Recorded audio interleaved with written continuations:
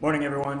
I want to thank everyone for being here today. We are gathered to give an update on the process concerning the Internal Revenue Report that was released earlier this morning. The folks who headed the report are with us today, and I'm going to turn it over to them. This is a report that followed the Citizen Review Board's report, and it followed the executive session with the manager that we had a few weeks ago. This is the next step in reporting back to the public how that process has been. So the city manager, Robert Layton, has taken this on, and I want to turn this over to him to give us an update. So, Mr. Manager. Mr. Mayor, thank you very much. I'm Robert Layton, for those of you who don't know. Good morning. About a month ago, after we were all made aware of a series of text messages that were exchanged between members of the police department, or among members of the police department, those were, as we've said from the very beginning, inappropriate and frankly alarming in terms of their content.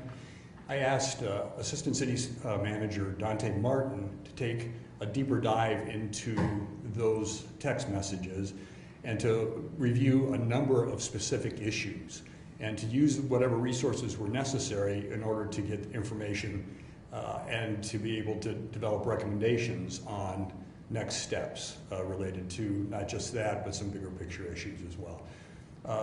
That work has now been completed. As the mayor indicated, it was completed this week, and a report has been prepared, and you should all have or get copies of that report. I'd like to turn this over to Assistant City Manager Dante Martin to explain the process and talk about the findings.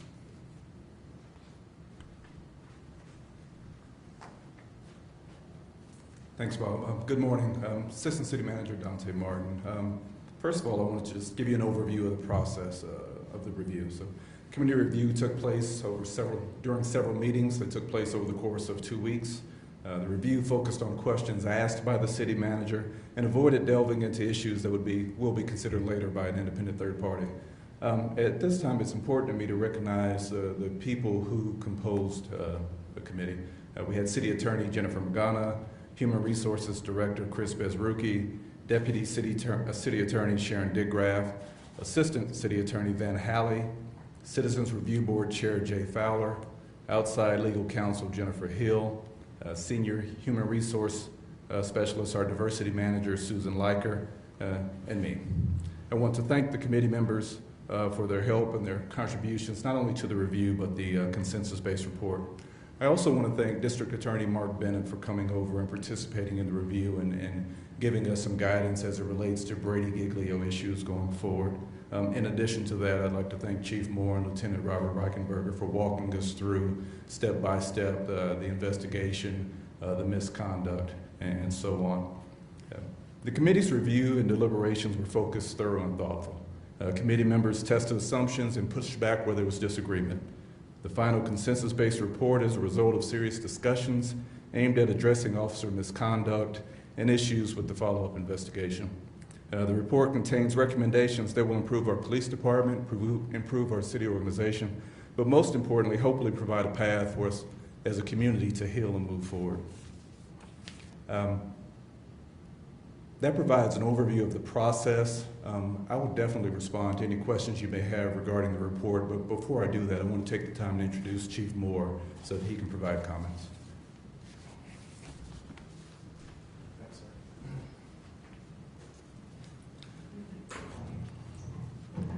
Thank you all for being here and listening and being a part of this great city and the efforts that we work towards providing good customer service to our citizens. My name is Chief Lim Moore. I'm the interim chief. At this point in time, my part in this process is to gather and weigh all the information that has been given to me through the CRB, through the city manager's report that has been issued, and then the totality of the investigation. So as you all have questions, do you want to go into questions now and have them ask me at this point in time, or do you want to just continue to give an overview?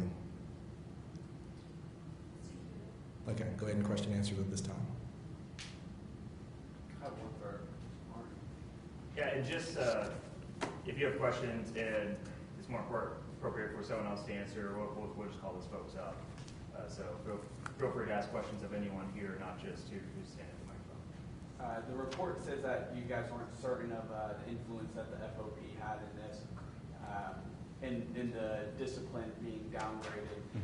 The FOP president said that he had nothing to do with the discipline, that he'd only come in the grievance process. So one, I'm curious of that, and then two, he also said that you guys never reached out to him. So why at that point would you not reach out to him and put in a report you're unsure when you could have just asked him?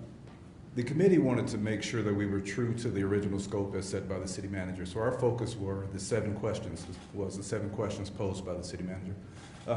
During the course of answering those questions, information was shared regarding FOP involvement and FOP contact with WPD command staff during the course of the investigation. With that being outside of the scope of our original task, our charter, we decided not to take a deep dive into that, but to provide a recommendation that an independent third party look at the relationship between FOP, WPD, City of Wichita, as it relates to investigations of this and to subsequent discipline. Is it your opinion that the 2 deputy chiefs who are still employed by the city should have jobs? I don't have an opinion regarding that. That's something for Deputy Chief, I apologize, Interim Chief Moore to take a closer look at. I don't have enough information at this time to make a recommendation, and further, it's beyond the scope or the purview of the review or my authority as Assistant City Manager. But it's the will of the committee that Deputy Chief Moore take a look. I apologize. Chief Moore take a look into the actions of Deputy Chief Salcido, Deputy Chief Pinkston, and determine what steps, if any, should be taken going forward. What do you think, Chief?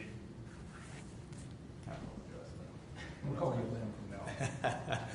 All right, so at this point in time, like I said, I've gathered all the information.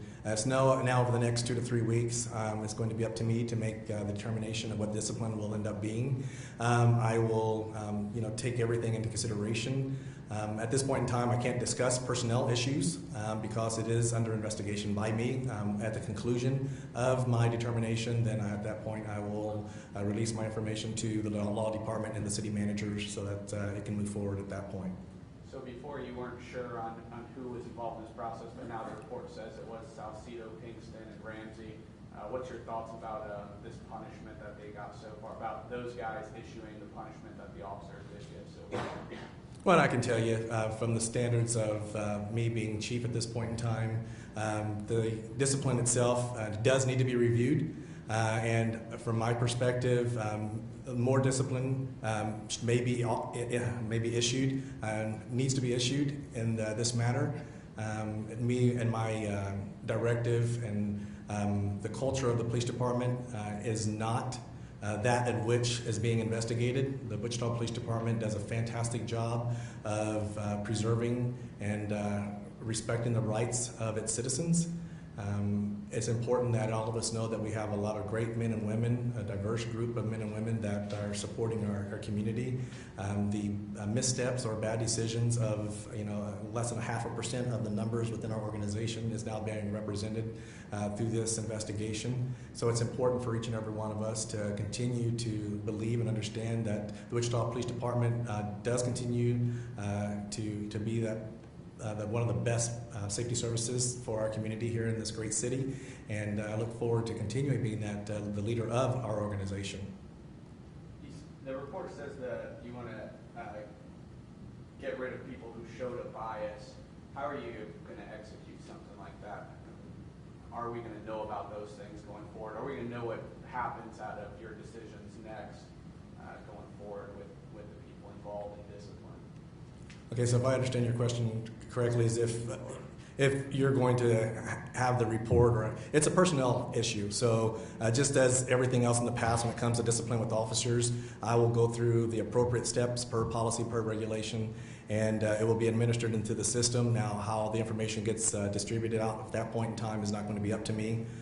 Because my job is to make sure that our officers are held accountable to the standard and expectations that we have set forth, for them. So I'm going to hold them to that standard, and if it's in writing, meaning it's per policy, I call it the black and white. If it's documented, then that's what I'm going to go with, and I'm not going to depart from that path. Question for everyone up here. Given this new information, is it your opinion that former Chief Ramsey, Deputy Chief Salcido, and Deputy Chief Hinkson try to cover up or shield some information from getting out into the public? I can tell you from my view and just reviewing everything, everyone has their own leadership style. And everyone's leadership style is a little bit different. Mine, coming from somewhat of a military background, serving the Marine Corps Reserves, I am straightforward and I am by the black and white, what's on the paper, what's on ink. You have some people that a little bit more lenient in their thinking when it comes to discipline. And so do I second guess individuals and the performance of their leadership? No, I don't. Everyone is a little bit different. And so my leadership style is that I usually like to go a little heavy-handed because a lot of times that's the way people learn, and that's from my experience in life, and that's what I bring to the table. I have a couple questions for that's okay. I'll mention as a follow-up to both of your questions, there was nothing discussed during the committee meetings to indicate there was a cover-up. The committee reviewed the discipline process that Wichita PD followed in investigating the misconduct and also the subsequent discipline that followed. We believe that there were discussions between the deputy chiefs and former Chief Ramsey, but there's nothing to indicate that there was a cover-up. Same question about, like, if you plan to release discipline information going forward here in this case, if anything, if any changes are made. I could touch on the first part of your original question. I think Lim answered the question as far as discipline and personal records and how that information will be released. It's important to recognize that City Manager's Office is currently working on an RFP to bring in an independent third party to do a review and give us a better understanding of the depth and breadth of bias within the Wichita Police Department, and most importantly, or importantly, provide us with a strategic roadmap as well as a plan for moving forward. How can we evaluate our progress towards removing bias and addressing other issues that may exist within the department? It's important to us, to the manager and I, to have that independent assessment as well as a roadmap to how we move forward. And that's how you're going to think that that's going to help help you decide and how you establish if there's bias within the department and within decisions people have made, officers have made, and go from there. I believe so. I think it holds us as an organization accountable to removing bias from our organization. That's fine. I just want to follow up on that RFP process because we've been holding back until this report was completed. It's going to rely somewhat on the recommendations of this committee as well as the Citizen Review Board. And in this committee, they talked about a cultural assessment being necessary for the department. They talked about a review of the disciplinary process, talked about recommendations for bias-free policing and how we hold our employees accountable in the police department, and also looking at best practices for citizen review boards to determine whether or not we need to do some things additionally or give tools to them that maybe will help them be even more effective. So that's out of this report alone, that will be in the RFP, and that will be part of the scope of services and what we're expecting from a consultant. And there are probably about 6, 7, 8 recommendations, probably close to 8 recommendations from the Citizen Review Board that they would like to see in the RFP and more importantly in the consultant's work and the final report. Dante touched on this. We're not looking for a checklist, and Mayor and Council and I have talked about this. We're not looking for a checklist that says if you do these 4 trainings, everything's going to be better.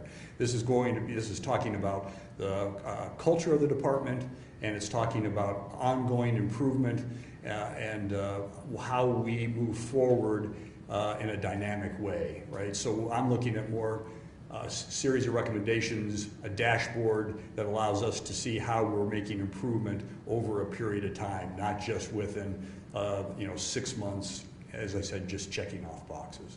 And I think we're all committed to making that happen. Are you guys going to be open with what that organization finds? Yes, that will be an open document or an open report. Has to be. Community expects that, right? And so it's important. I'll be sharing with the mayor and council the draft RFP, and then that'll go on the street, I'm hoping, by the end of next week. And I just want to make sure we're all on the same page from a staff standpoint as well as from the elected officials. And then we'll go ahead when we get the proposals. The mayor will be appointing a council member or 2 to help serve on the selection committee. So again, that there's a tie between the policymakers and staff. And then hopefully we'll get a really qualified firm that can do a deep dive into who we are as a department and what we want to be. So that third party is only going to be investigating the Wichita Police Department? That is correct. Okay, because some of the people who are listed on the review committee, we were told already knew about this investigation. They had a part in this investigation to try to sweep it under the rug. So is there any way that we could get any answers into why they aren't being investigated as well? Well, I'll have to turn it back over to Dante because his group is he's the one that was responsible for the report. I think he has already talked a little bit about that. I'm sorry, I may not fully understand your question. So I mentioned earlier that our focus was the 7 questions posed by the city manager. If you don't mind repeating what you asked. Yeah, sure. So if the third party is only looking into the Wichita Police Department, there are some names on this review committee that we were told by multiple people that they knew about the investigation when it first happened. So my question is, why aren't they also being investigated? Why did they try to, quote, sweep it under the rug? Why didn't they let other people know? Why did they let community members know and not, their bosses know about the investigation when it first happened? So what I think I hear you say is there's some speculation as to who all knew about the misconduct conducted by officers and why wasn't more done sooner. Would that be? Yes, and why those people aren't being also asked when they knew, why aren't they being investigated as well as the Wichita Police Department? Okay. I don't know. That's beyond the scope of the purview of what the committee's work was, the question that you're asking. As far as what we're asking a third party to come in and do is respond to the Citizens Review Board report, the investigative review report. And that's not to say what you're asking isn't a fair question, but I don't know that it's appropriate for a third party to answer that question. Do you think it's appropriate for communication to be better within, from the scope of Wichita Police to others? Undoubtedly. I think you'll find one of the recommendations that's included in the internal report is the need to develop a more collaborative relationship between our Human Resources Department, our Law Department, our Wichita Police Department, and of course the City Manager's Office. So I agree completely. There's a need to develop better relationships, open communication between those departments. Ideally, those departments work together in a complementary way and the work product is improved as a result of it.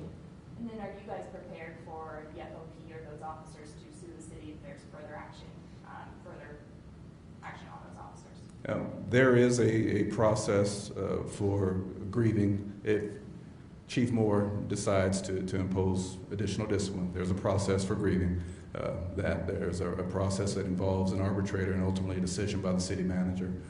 Assuming if FOP doesn't agree with any step in the process, they will escalate to the next step in the process. So don't want to speculate as to what FOP's actions may be, but we are aware of the process and what potentially could happen down the road. Did the committee find any sort of personal relationship between Ramsey, Pinkston, and Salcedo with the officers involved? In other words, was there a conflict of interest that perhaps on the surface may have clouded their judgment in the discipline process? There was nothing that was presented during the course of our meetings that indicated a conflict of interest between former Chief Ramsey, current Deputy Chief Salcedo, Pinkston, and members of the department that were alleged to have engaged in misconduct. Do you find, because we've talked with former Chief Ramsey, do you find it odd that he would say that he told all of these people about the investigation and that he wanted to further go into this investigation back when it happened, but now people are saying they had no idea about it, or had no idea until it recently came out? You're asking me if I find it odd that there's a disagreement around levels of communication or open communication around this issue. Do you believe there was a reason for Chief Ramsey to lie, that he didn't tell anybody? Okay. I don't want to say that Chief Ramsey is not telling the truth or that he's lying. I think Chief Ramsey's statements stand on their own, as well as our city manager's statement and statements of staff. I'm not in a position to say who's lying and who's not lying. So when one of our reporters texted the former chief and asked him about the text message investigation, his simple response was, well, I let City Manager Bob Layton know about it, essentially deferring to him. I guess, Bob, did you have all the information, and do you have the response for that direct message from the former chief? I've said a lot about this issue, and frankly, I think it deflects on or it takes us away from what's the most important issue. I mean, I can't recreate a memory I don't have. I don't want to get back into that discussion about what was done, especially early in the investigation. That's why I committed to the community, to the mayor and council, that we would investigate this situation. We had the text messages, we know what happened, and what I asked the committee to do is take a look at the appropriateness of the follow-up actions that were taken by the police department and prepare recommendations on how we should move forward, not just with this incident or these incidents, but for the future. And that's really what the focus should be on. And I think it really begs the question in terms of what does the community expect us to do to address serious issues related to bias and possible discrimination. And that's what we're going to address. Michael. Yeah. One is, now that you know Ramsey had a part in this discipline, what's your thoughts on that? I mean, is this something you would think of as character? Is this outside? I mean, are you disappointed in it? What's your thoughts on it? Yeah, Michael, I'm not going to get back into that issue of, any speculation about our former chief, and it's really inappropriate for me to talk about existing staff as well. Again, as Dante said, I'm part of the disciplinary process, and if this leads to additional discipline, and then there are grievances filed, I'm going to have to make a determination on that. So at this point, I'm trying to remain as neutral as I can. So. How about in there it recommends, it talks in this it recommends talks about giving the CRB a little more investigative powers, kind of similar. Just curious your thoughts, because originally you had said you curtailed some of that what they had asked for because of the FOP. So I guess partly considering now all the things that broke down through this whole process, you obviously think, maybe do you think that it's more important now they have it, and then what's all those things you were already trying to get, you said you couldn't get because of FOP? Yeah, the consultant is going to guide us through the process on how the Citizen Review Board should work in the future. They're going to look at best practices. This is a discussion I had with the mayor and council, and an extensive conversation about what should we allow the CRB to do, what do they need in order to be able to stand up and tell the community that they have reviewed matters in the police department, have made effective recommendations, and they're being implemented. So we're looking at best practices, and those have to be done in the context of the existing city's personnel policies as well as the FOP agreement. So you're waiting on that to see, for CRB especially. Any idea when you think that's all going to be finished? Well, we've looked at what some other cities have done, and it's taken, probably about 6 months for the work to be done. We'd like to see that expedited, but I want it to be thorough, and I want it to be appropriate for long-term implementation, right? Not just, as I said before, not short-term, get it out of the way and then move on type of thing. So we probably will not dictate what the time frame will be, but it may be that the consultants can give us their report in phases, and that we can start to implement some of their early recommendations, and we can share those with the community as they come out. You say this is going to be a little bit of a long-term thing, but in the meantime, what would you tell people who are concerned? What are some immediate actions that are being taken, as this kind of plays out? Because it's Sure. going to be a thorough process. Yeah, it's really kind of a summary of what you've heard already. So we now have 2 bodies that have reviewed this situation with text messages and probably more of the underlying issues involved in those text messages. They've made recommendations. Short term, those recommendations are going to be reviewed by the police chief. He's going to determine what appropriate action should be taken, and I think that will be done in a fairly expedited way. Then the longer term is we're coming out with a request for proposals. We'll select a consultant who then can help do a deeper dive into the department, its policies and its operations, and then we will be reporting back to the public, not just their findings, but how we're going to move forward. If the CRB were to change and have some sort of investigative power, is it to everyone's understanding that they would have subpoena power then in determining those things? Yeah, again, I'm not going to speculate on what a consultant will recommend, but we've been clear that we want them to bring best practices forward from other cities. Sorry, Mr. Lane, I want to go just back to what you said.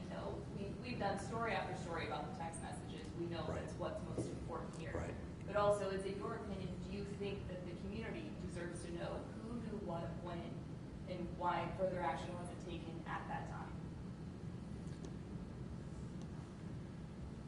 Beyond what we've talked about, and I think we've been about as transparent as we can be in terms of at least what staff members have said they knew and didn't know.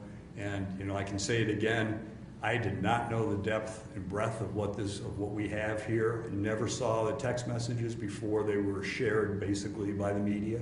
And we've tried to be as diligent as we could be in moving as soon as we receive that information. So it sounds like you didn't have all the information at first, but now looking back, it sounds like you're getting more information that, in other words, some information was withheld. Is that fair to say? I think the report says that there was what was done inside the police department, and that one of the breakdowns here was that was siloed, and so HR, law, my office were not fully involved in the process that led to the actions taken against the officers that were involved. Yeah.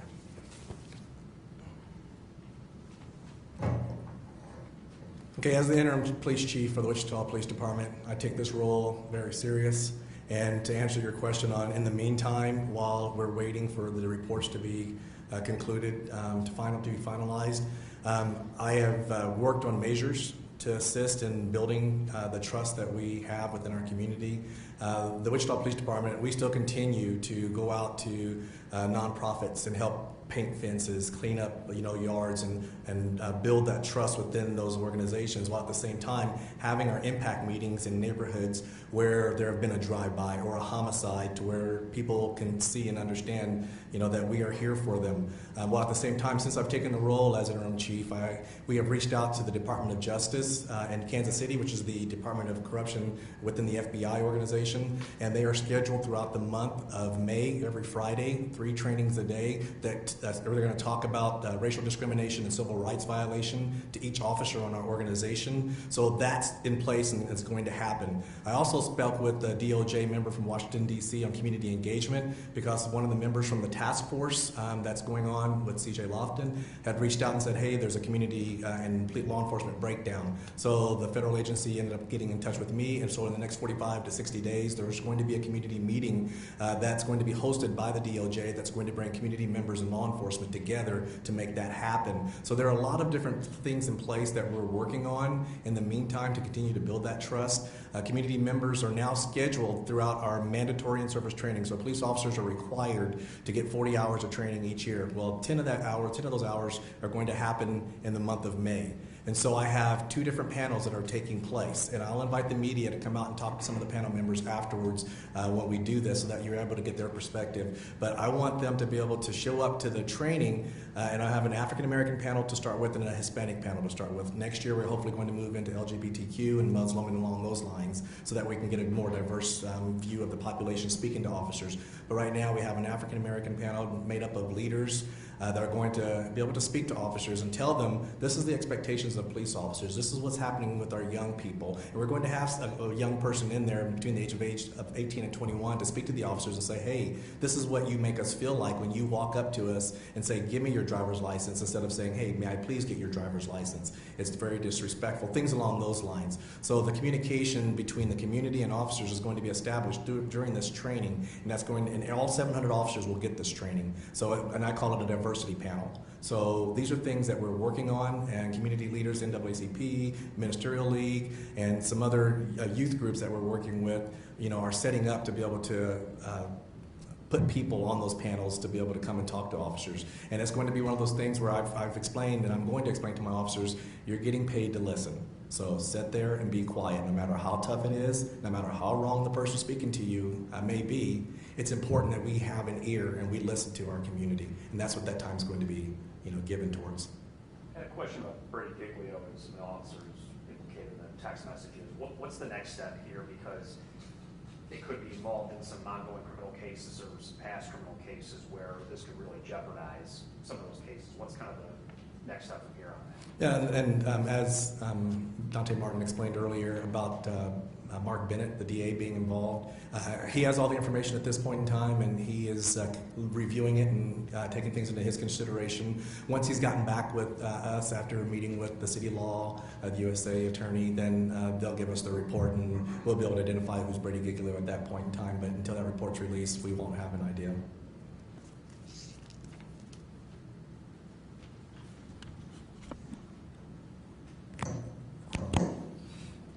So just to wrap up, I do want to thank staff, and frankly, I also want to thank folks in the media who have been reporting on this. It's incredibly important that we not only take corrective action when this type of stuff happens, but also we work towards what is the preventative action, which I think Interim Chief Moore just addressed, and also making sure that we take the long-term approach, which is a deep dive into the culture, a deep dive into some of the issues that might, at this point, not be known by bringing in a third-party professional organization. I do want to thank the council. We do have Councilmember Hoheisel, Councilmember Ballard, who's with us today. The council responded. I think this stuff was brought to light really on Monday. A few weeks ago, on Tuesday, we were able to mobilize by having an executive session with the manager who is in charge of all the administrative process here, and to really develop an ongoing plan to take a deep dive into this, because frankly, we know that the community expects the City of Wichita and our employees to match the values of our community and the values of this organization. And we want to make sure that we can restore confidence if confidence has been lost, and to make sure that we set that tone of excellence moving forward, making sure that if you work for the city, you have to display these values, the values that our community agrees with, and the values that are clearly the values of our organization as well. So again, thank you for moving fast on this.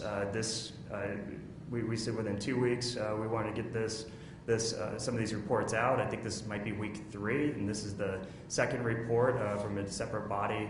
And I'm glad that we have Interim Chief Moore, who's with us, who is willing to take this head on and to actually make the changes and to address the issues that might need to be made. So very appreciative of Interim Chief Moore. So with that, is there any more questions? All right, well again, just reach out if there's anything we can do as we continue down this path, and we're happy to share information as we get it. Thank you.